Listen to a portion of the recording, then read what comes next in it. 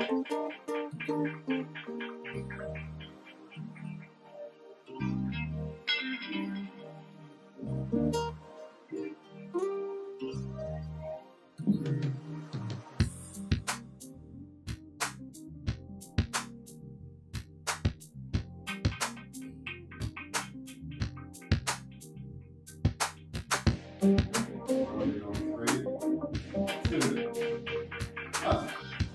my name is Barry and welcome to another episode of Live Well With Barrie. As you know, if you've been following this series, it's about having inspirational guests with great stories to tell that help us be better people. This week, we are fortunate to have Jackie Boatswain, megastar from Hollyoaks on Channel 4. Lovely to see you. Hello, Barry. This lady has been cracking me up with stories, I tell you, that we can't even tell on screen. So tell me, how did it all start for you? Well, it started... You're from London originally, right? No. No? Where are you from originally? I'm originally from Bedford. Okay. Which is 52 miles north of London. So school and everything was up in Bedford? School, everything was up in Bedford. And I started out as a ballet dancer. Wow. I went to ballet school in Bedford? In Bedford. Right. And then I went to... full-time ballet school in London. That's what brought me to London. I went to ballet school for 3 years. So how old were you when you came down to London? 17. I was 17, and I went to Royal Academy of Dancing for 3 years. And where is the Royal Academy of Dancing? It's in Battersea. Right. So that was me. That was my life. It was all about dancing. I didn't think about acting at all. And then I got into dancing, and I was a professional dancer, doing commercial work. So I was doing videos, and it was at a time when there was lots of dancing on television. Okay, so what kind of stuff did you do? Well, I originally trained in ballet, and then I trained as a tap dancer and a jazz dancer. Yeah, you always have to throw a bit of jazz in there, don't you? Yeah. Always. And then, so then I started auditioning for agencies.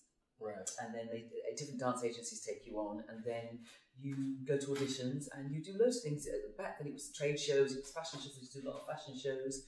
We used to do a lot of sportswear fashion shows, and so then I was that was my life as just a jobbing dancer. And then one day somebody said, "Oh, why don't you audition for a musical?" Wow. So I auditioned for a musical. And what was the musical? It was called The Pajama Game. Right. With Catherine Zeta-Jones.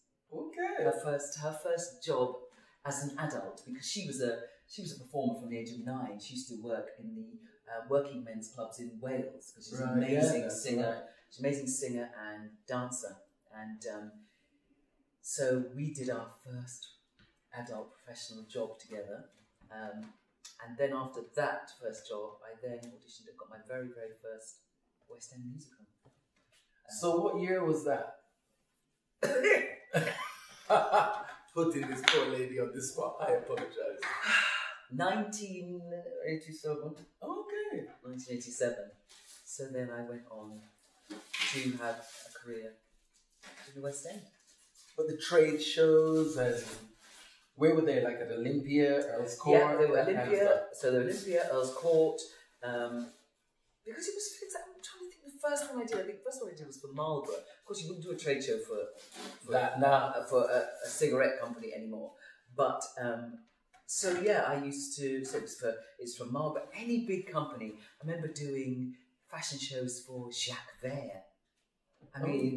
Jacques Vert, and I used to go to Germany and do fashion shows, fashion shows in Germany, Munich and Cologne. And then that all changed when I got into So did you used to do ISPO in Munich? Yes. Right. That's the memory. Yeah. My God, yeah. So Niaz in Milan. It was. I never did Milan because by that time my career was sort of going on changing in a different direction. Different direction, yeah. And so after my first job, I then went to London and auditioned for my first West End 3 months later, and I got my first West End job. And I was in that for 22 months, and that was a show called Kiss Me Kate, the Royal Shakespeare Company. Right. At the Old Vic Theatre. So that was the beginning of it all, of the West End career. Wow. And went on to do 12 West End shows, a lot of original casts. Original cast of Kiss Me Kate, original cast of Anything Goes, original cast of Carmen Jones. No, not Carmen Jones, original cast of Carousel. I did Carmen Jones, original cast of Chicago, original cast of Jesus Christ Superstar. I mean, just... What an amazing body of work. I loved it. I absolutely loved it. It was really, really, really hard work, but it was my life, and all of my friends were in it. It was like going to work. In fact, it wasn't like. It was basically going to work every single day with your best friends and laughing. I just remember and having laughing and laughing and laughing. Actually, not dreading going to work. No. Not thinking, oh God, it's Monday morning. No, you know? It was hard. It was really hard. You know, you'd have. I mean, even to get into shows, you'd have 6, 7, 8 rounds of auditions. Because you'd have to dance and sing, and then you get whittled down to a smaller group of dancing and singing and dancing and singing and dancing and singing, till you get whittled down to the final. Yeah. However many. Dancers' life is hard because even when they're not working, they constantly have to keep doing classes to stay on top of the game. Yeah. So it's constant dance class, gym, singing lessons. Yeah. Because everything, you've got to keep everything in on top level. Because you need to be ready when they say, "Okay, I've got an audition for you tomorrow." You need to be ready. Yeah, absolutely. You need to be ready. As I say, there's no such thing as good luck. It's when opportunity meets preparation. So you're ready. I always say that. Yeah. And so that was kind of my life for 15 years. But what was happening was, as time went on and I was doing different types of musicals, and I remember I was in Carousel, Nick Heitner's Carousel at the Shaftesbury Theatre, and our resident director just came up to me and said, "You know you can act, don't you?" And I didn't know what he was talking about. I thought I was just doing what everybody else was doing. Right. And he said, no. So he said, "I want you to audition to understudy one of the leads." I was thinking, don't be ridiculous. And so I did. I auditioned and understudied one of the leads, and I ended up being on for a quarter of her contract. Wow. Because she had real throat issues, real vocal problems. And it was such a massive learning curve. I'm sure. When my sister came to see me, and you know your family, they are always the most critical. And my sister said, I knew you wouldn't mess up. I knew you'd remember your lines because, you know, I'm diligent and professional. I knew you remember your lines, but I wasn't expecting you to be somebody else. And that's what you think. Okay, That's rough praise. That's praise from my sister. So I thought, okay, maybe I can do this. And then what happened was, as time went on, I started auditioning for bigger and bigger parts in musicals. So then I sort of, you know, that I ended up doing more and more parts in musicals. And then I came to a point where I thought, because back then you couldn't get into a television show or become a straight actor if you were still doing musicals in the West End. Is that so? That barrier. There's this inverted snobbery. Not so much now, right. But there's this inverted snobbery that if you're a dancer, you're a bimbo, you idiot. Right. When I had made the decision to leave the West End, because I realised I had to leave the West End to audition for telly work, to audition for straight work, I was specifically told, doesn't matter the fact that you've been working for 15 years, you need to go away and retrain. Because whatever that was that you were doing, that's not it. So you need to go away and retrain. So I was thinking, really? Oh, okay. So retrain in acting? Yeah, just to go and do a drama course. Okay. So I was preparing to do a drama course, and preparing to, I need to go and audition, maybe, for a drama school. But 6 weeks after I left my last dance show, I got my first telly. And what was the first? My first telly was Doctors. It was Doctors, and the whole episode was about my character. Okay. But I didn't know that. I had gone to audition for the part of somebody's mum, and exactly, very young. I was an embryo, very small child, very young child. And so I had gone to audition for somebody's mum. It was only a few lines. I didn't get the part, so I sort of, the next day my agent said, "Oh, you haven't got the part." I thought, "Oh well," but they want to see you for the part of a policewoman. So I, in my infinite wisdom, then just assumed it would be a smaller part. Right. So I got to the BBC, leaving myself 10 minutes because I've got photographic memory, it's fine. 10 minutes. If it's about 3 or 4 lines, I've got this. Yeah. I get there, and they give me the script. The Magna Carta. And it's literally 90 odd pages. And I'm like, oh my goodness, oh my God. So okay, just start reading. So I started reading. I must have done 3 pages. Jacqueline, we're ready for you. So I literally went in, and the scenes that they asked me to do is hilarious. I'm telling you, hilarious. So I went in and did a cold read. So it was literally the scenes that they asked me to do. I'd never clapped eyes on them until I read them, until that moment. And I remember them giving me some really good advice. And it was a really nice casting director. I wish I could remember who it was. Said, okay, so all you need to do is think it. You don't need to play it. Just think it. So it's in your head. So you've got an internal dialogue. And when you're not speaking, react to what the other person's saying. Mm. So then the next thing I know, I got the job. And I'm at Euston, going up to Birmingham for 4 weeks to film this television programme, crying because I'm terrified. Yeah. My boyfriend's on the platform waving me off. And I'm like, because of course, everything is filmed out of sequence. You get your episode, and I'm used to being in the theatre where there's a beginning, a middle, and an end. That's your journey. You start at the beginning, you tell your story in the evening, and you go to the end. Telly isn't like that.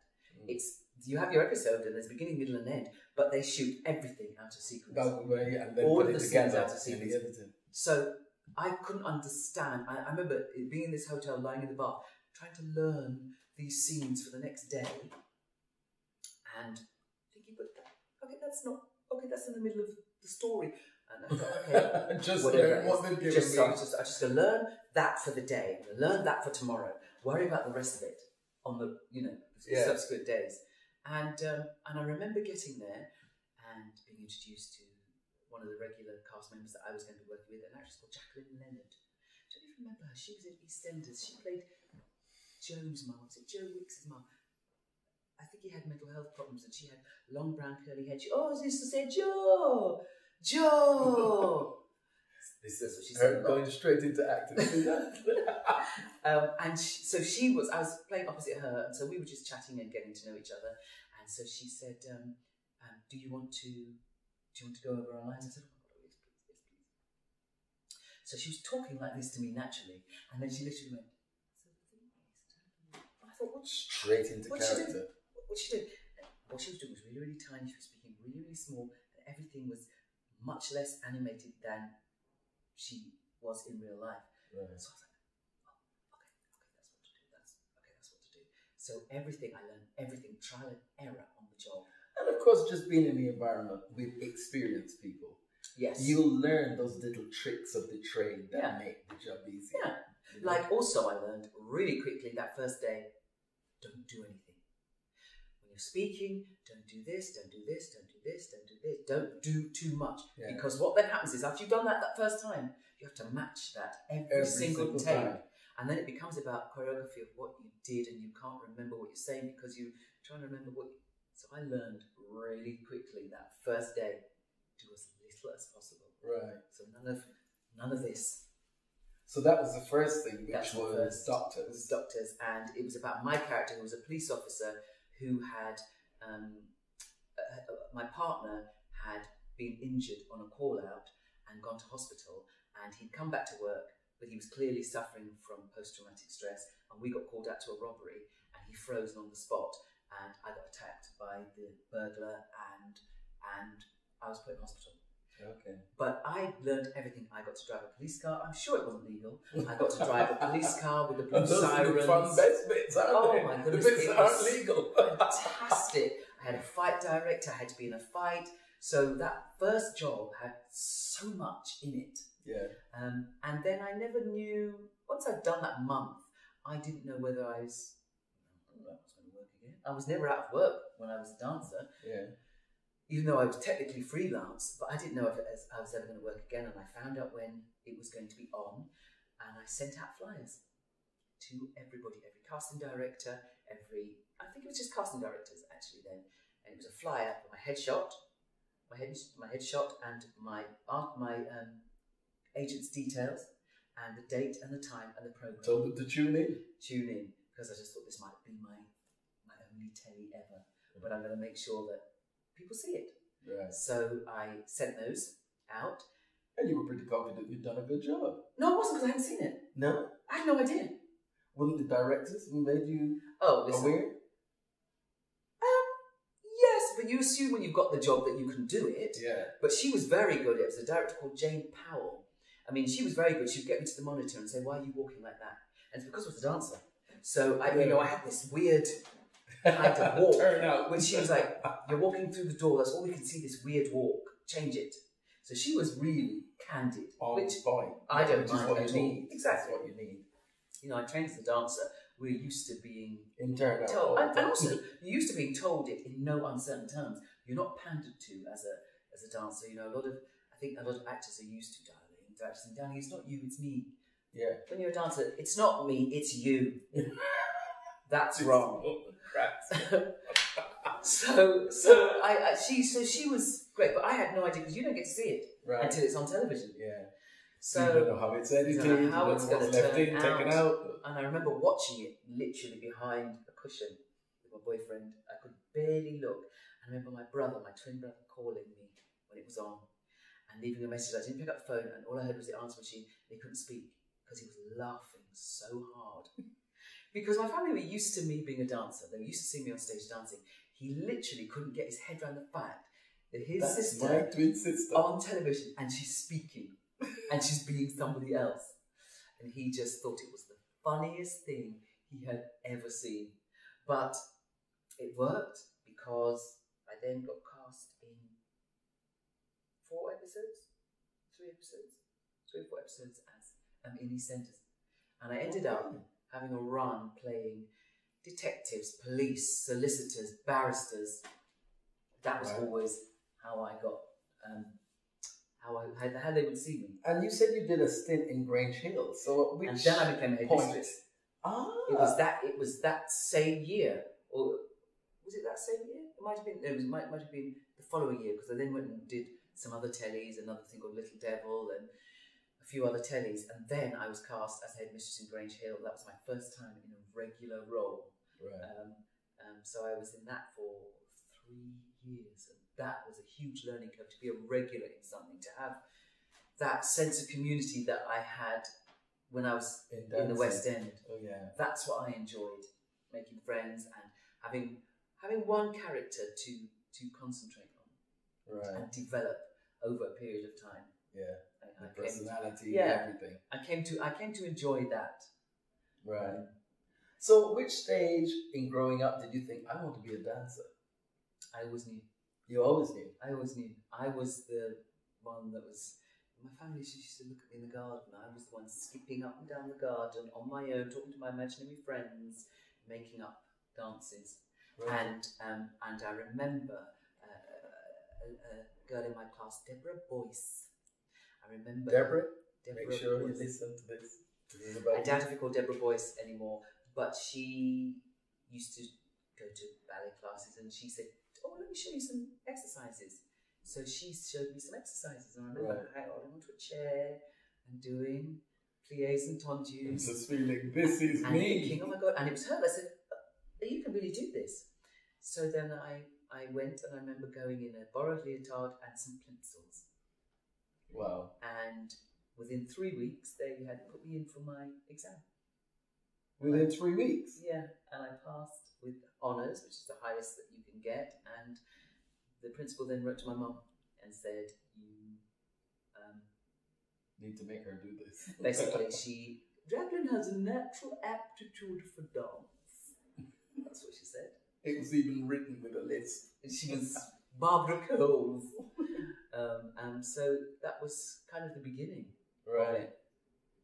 There was no turning back. There was nothing else I ever wanted to do. I didn't know, because we were in Bedford, I didn't know how I was going to do it. Bedford then was a small town, and it's not like now you can just Google anything, look anything up. To find everything. Yeah, you know, if you didn't know, you didn't know. Yeah. And it was a job to find out. Yeah. Yeah. I used to make the family watch Swan Lake every Christmas. Swan Lake used to be on every Christmas. And they were going, not again. Oh, they had to. I mean, in fact, I used to fall asleep in the middle of it when I was but I used to make everybody, and I was just obsessed. I was obsessed with ballet and ballet books and Margot Fonteyn and Rudolf Nureyev. Oh, wow. Just absolutely obsessed. Just the smell of new ballet shoes. I loved it. It was my absolute life. So now the parents and the family, because you know, with a lot of West Indian communities, they're like, maybe you want to be a dancer, maybe you want to be a model, maybe you want to be an actress. Were they supportive and encouraging? Well, we went to private school, right? So it was always an aspirational household anyway. Yeah. So there was never the only issues I ever encountered was I used to get bullied. Really? On the way to school, because I went to private school, carrying my violin, my ballet case, and my satchel, looking like the ultimate nerd. And unfortunately, it was black kids that used to bully me. Yeah. It was never us. Yeah. So, but you know, didn't stop me. I was doing what I was doing. I was living the best life. Yeah. Carried on. So you actually were encouraged by the family to do what you do and wanted to do, which makes a huge difference. Makes a massive difference, because I know certainly then it was difficult to find black boys, black men as dancers, black dancers, because they didn't start till much, much later. They oftentimes didn't start to dance and train until they were 16 and left home. Yes, that's right. Now I know a lot of dancers, as you said, black male dancers, that were doing the 3 or 4 year ballet course at the age of 21. Terrible. Even. Yeah. You know? And you can't, as hard as you work, you have to have an exceptional body to be able to catch up. Yeah. Once your muscles and your bones and everything is set. Because you realise those that are really excelling as principals started from down there. And you cannot make up for that. Yeah. So yeah, you have to be exceptional and have a physical facility, which would enable you to be able to catch up at a later stage in life. Yeah. So then you went to, as you said, Eastenders. Went to Eastenders. And you had all those different roles, barrister, etc., policewoman. Is that what brought you to where you are now at Hollyoaks, or did you do anything in between Eastenders and where you are now? Gosh, I did so many tellies, but I think the thing that changed everything for me was certainly telly-wise, Shameless. I became a regular in Shameless. Oh, that's right. I was in Shameless, and then it was everything that I ever wanted to do. I always wanted to do comedy, so suddenly I was in comedy. And I loved it. I had 20 wigs. She was the most ridiculous character. She was, my character was, she was an ex-cruise ship singer called Patricia St. Rose. She had a daughter, and I moved in with my sister Avril and her daughter. And my husband we both auditioned as a duet for the cruise ships, and he'd been taken on and I hadn't. That was the official line, but in reality we'd split up. Right. Because he decided he was gay. Right. And when you look at the wedding pictures, how could you not be gay? How could you? And so she was a terrible snob with 20 wigs and would sing at the drop of a hat. It was a glorious, glorious role to play. And I was signed for 3 years, and in the middle of my first year, they decided that was going to be the final series of it. All so right. I was devastated when it ended, but it sort of made the industry look at me differently. So now the versatility there, right there. Exactly. So from barrister to dancer to singer to but for acting, they always just saw me as those things, very sort of high status roles, right. but ultimately emotionally dull. Yeah. Nothing to play. Yeah. So, I'm not sure I should feel grateful, but thankful that I wasn't a prostitute or a nurse or something like that. It was something more high status, but still dull. Yeah. If that's all you're ever going for. And so Shameless kind of changed that for me. And so now I've done quite a lot of comedy, and BBC Three comedies, and Cuckoo, and Bad Education, and I think of Hospital People, and so now things are just different. Yeah. You know, there's no kind of. I don't seem to be as typecast right. as I was before. Which nobody wants to be. No. Because as we were discussing earlier, when you get these roles in soap operas, there's that fine line between staying long enough to be established as that character and show that you can do stuff and getting out. Absolutely. Yeah. To, you know, explore other things. Because there is that point that you could stay a bit too long and it might affect the rest of your career. It's always my thing, and people could never understand why I did it. But right from the beginning of my career in the West End, I never stayed more than a year. Yeah. After my first job, and even when I was in a lot of original productions, and they were Broadway productions that came from Broadway, and so I worked for a lot of American producers, and I was often the original cast member, and so I was never in a show that closed. So I was always in a successful show, and people couldn't understand why I chose to leave. But I always chose 1 year, move on to the next thing. Wow. So it's in me not to stay too long in something, because deep down, as terrifying as it is, you want to do new things. It's the hustle. I've got the hustle. Got to hustle. And it is that doing the new things and the exploring new things. Absolutely. And I sort of, I know it sounds awful, but being in Hollyoaks, I kind of miss doing new things. I've been fortunate that I've been able to do a couple of things while I've been in the show. But I do miss the variety. I enjoy having one character to explore. And she's, you know, my character's got up to so many ridiculous things. It's been hilarious. We've had some real dramatic storylines, which has been brilliant. But that's been counteracted with the foolishness and the comedy, which is good. So we're up to present day now, and the family live in Hollyoaks. Yes. And how is that for you? I love it. I love my family. I always say I love being a Loveday. We are close off screen. We're like family in real life. Because you like that sense of community, don't you? Yeah. But we're all from London. That's the thing. Right. Now this is the thing. So because Hollyoaks is set in Liverpool. Well, it films in Liverpool and it's set in Chester. Right. Okay. But you had to uproot from London, all of you, and resettle. How was that?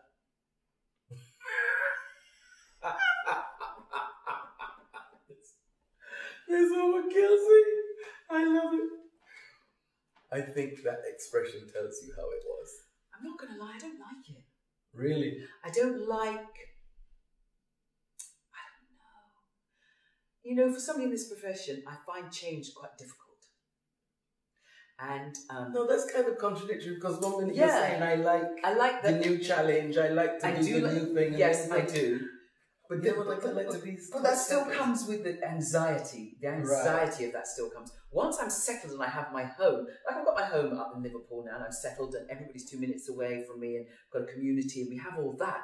That's fine. It's the uprooting. Yeah. And I miss London. That's understandable. It's the best city in the world. It is understandable. And that's the thing, I miss London. You know, I kind of have the best of both worlds. I have two very different lives. Right. You know, in Liverpool, it's really a different thing up there. It really is a different thing. Liverpool is very different to Manchester. You know, when I was filming Shameless, I was in Manchester for a year. That's very, very different to Liverpool. But I miss London. It sounds ridiculous. I miss being able to get a good West Indian takeaway. Well, you got to learn to cook that yourself now. Come on. Ain't nobody got time for that. Who's got time for that? That's for soaking peas and you know. So even to get any takeaway past 9 o'clock, it's just like Liverpool. Honestly, tumbleweed. It's just ridiculous. That's the only thing I will say. Because that's a major city in the UK. It's not a 24-hour city. It really isn't. We are kind of spoiled in London. Yeah. But Manchester and Birmingham are more than 24-hour cities as well, yeah. aren't they? I mean, Liverpool has undergone real regeneration. It's very, very different now. But there are things I like about it. It's easy. The pace of life is much easier. You get so much more for your money. It's only now that I, for the moment, have lived out of London that I just think, God, we're being mugged in Oh, London. absolutely. I think it's probably the most expensive city in Europe. It's just, I mean, I'm fortunate enough to own my own home, but that's because I bought it years and years and years ago. Yeah. But what I could get for my money in Liverpool is ridiculous. Yeah. Absolutely ridiculous. I mean, where I'm living now in Liverpool, I can afford to live the equivalent in London. Yeah, yeah. That's what makes you realise. And you get to Liverpool, and I remember when we first went up there, we were in taxis because we hadn't taken our cars up yet because we hadn't found our homes and that kind of thing. So we were in taxis everywhere. And I got to one point and I was thinking, if one more taxi driver says to me, "Hey, I'm just me paying money," everybody seemed to have a flat in Spain, and they're just making their spending money. Really? Honestly, the standard of living that everybody north of Watford enjoys, in comparison to us, is just ridiculous. It's ridiculous. Wow. So what are your future endeavours? Because with your large body of work, you could write. Look how you just go from changing character to character to character so easily. Do you know what? People do say that, but yeah. But I think I'm all right in the telling. I'm not sure I could write it. Right.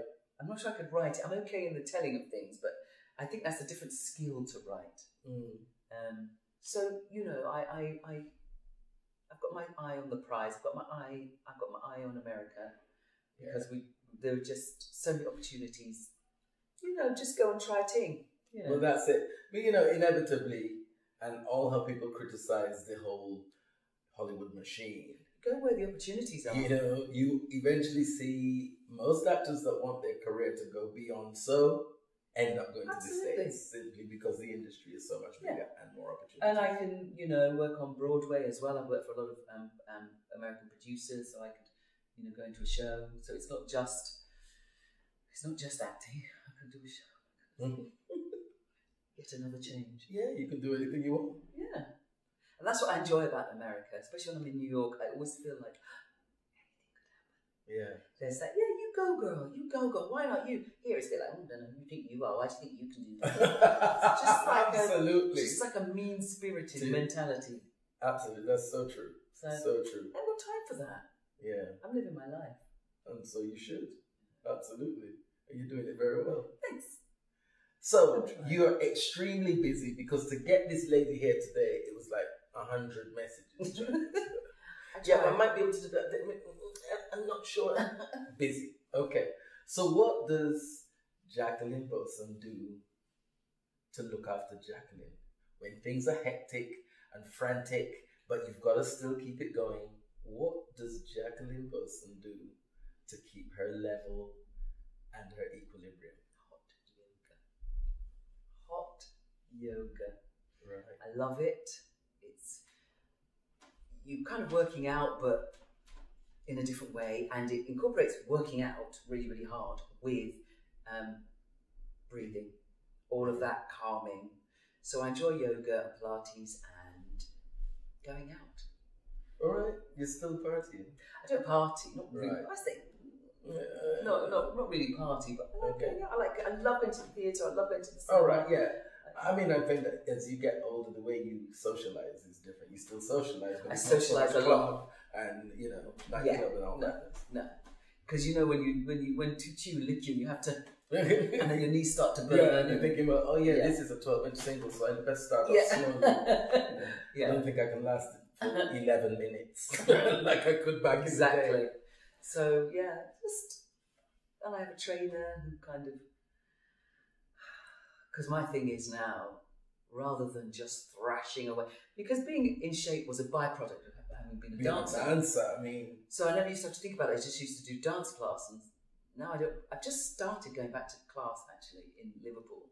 But so I have a trainer who I try and see 3 times a week, and I'd rather have 45 minutes of somebody working me really hard, making sure I'm doing the right thing, than have to slog it out hour and a half in the gym. Right. On my own, and possibly not getting the results. Yeah. So how often do you see him? He would prefer it 3 or 4 times a week. Yeah, but you manage. 2. Is that because of your schedule or just because you think, you know what, today I just can't face it? No, it's usually because of my schedule, and and so I intersperse him with hot yoga. Nice. Cool. Because as a dancer, you can't, having been a dancer, you can't just stop because everything hurts. Not working out and not stretching is, I equate it to stifling a yawn. It's like stifling a yawn. Yeah. So if I haven't kind of stretched every single day and I get up, I have to do a morning stretch. Yeah, because you see, your body started doing that from quite young, so it expects it, and when it doesn't get it, it starts to feel all that fascia starts to build up, and you constantly feel like I need to stretch. Yeah, absolutely. Yeah. And one question I wanted to ask you, coming from where you came from in the beginning, your first red carpet event, how was that? Okay, breathe. Do we need to do hot yoga here now? It was terrifying. Really? It was terrifying because I'm trying to think if there was any real... The real hardcore first red carpet was Hollyoaks, Soap Awards, the first year there. Nothing prepares you for the red carpet, prepares you for standing on this particular spot. There's a star. They tell the photographers who it is. These are so-and-so, so-and-so, so-and-so from Hollyoaks, and you stand there and there's literally a bank of photographers from like the ceiling to the floor, and it's flash, flash, flash, flash, flash, flash, flash. Then you move to the next spot with another bank of photographers, but then they say, oh no, Jacqueline, can you come back on your own? Because it's all about the women in the dress. So then you have to go back and then pose on your own, which is...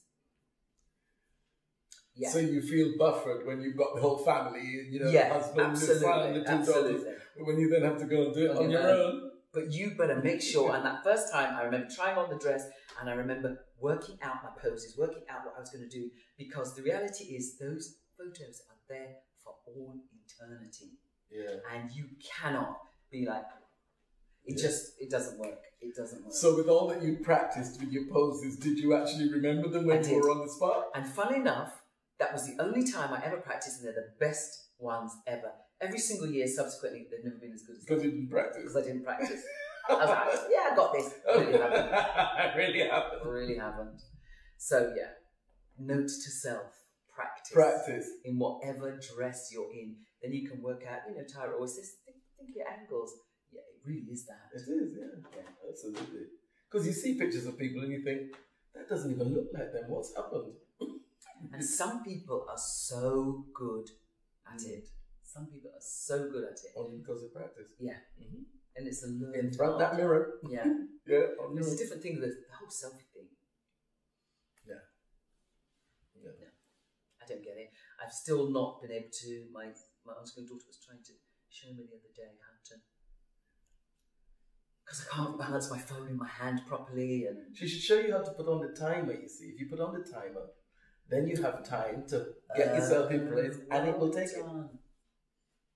My godson taught me that. Youngsters, see? I know. Well, Jackie, thank you for fitting us into your extremely busy schedule. I know it's been hectic. I'm glad I made it. I'm glad I so am I. So am I. I'd like to have positive people like you here. Thank you, darling. Thank you for having me. You're welcome. Guys, thank you very much for joining us, and look forward to next week's episode. Thank you. Bye.